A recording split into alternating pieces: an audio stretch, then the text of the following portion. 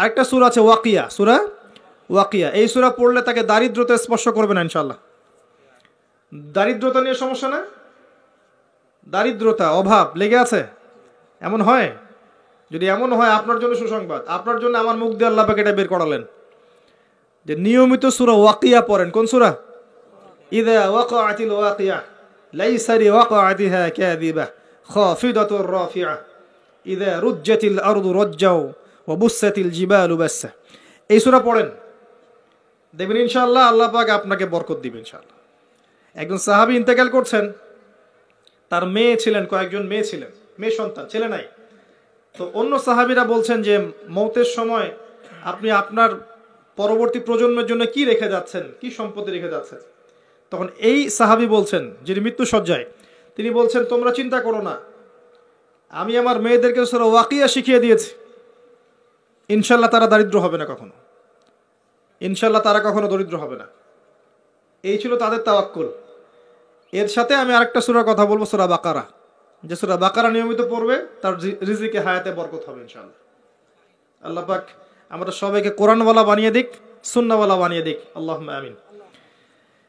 ঘুমান নবী সাল্লাল্লাহু আলাইহি ওয়াসাল্লামের সুন্নাহ মতো, ঘুম থেকে ওঠেন তার সুন্নাহ মতো, এরপর নামাজে যাবেন তার সুন্নাহ মতো নামাজ পড়েন, 3G 4G 5G নামাজ বাদ দেন।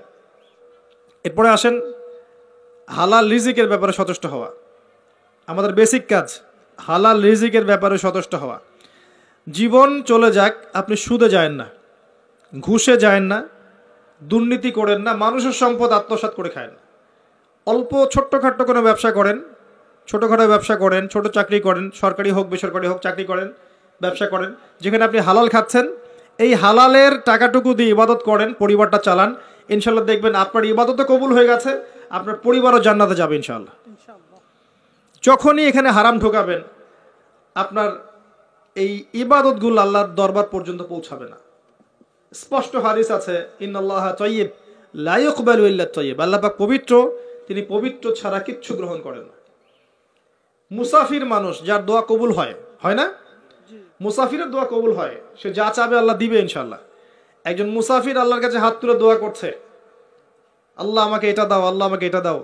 নবী সাল্লাল্লাহু আলাইহি ওয়াসাল্লাম বলছেন যে মুসাফিরের দোয়া কবুল হয়, কিন্তু এই ব্যক্তির দোয়া কেমন করে কবুল হতে পারে যার পোশাক, যার পানীয়, যার খাবার সব হারাম? কথা বুঝতে পারছেন? এমনিতে মুসাফিরের দোয়া কবুল হয়, কিন্তু মুসাফির হয়েও যদি সে দেখা যায় হারাম খেয়েছে, হারাম পড়েছে, ওই দোয়া কবুল হবে না।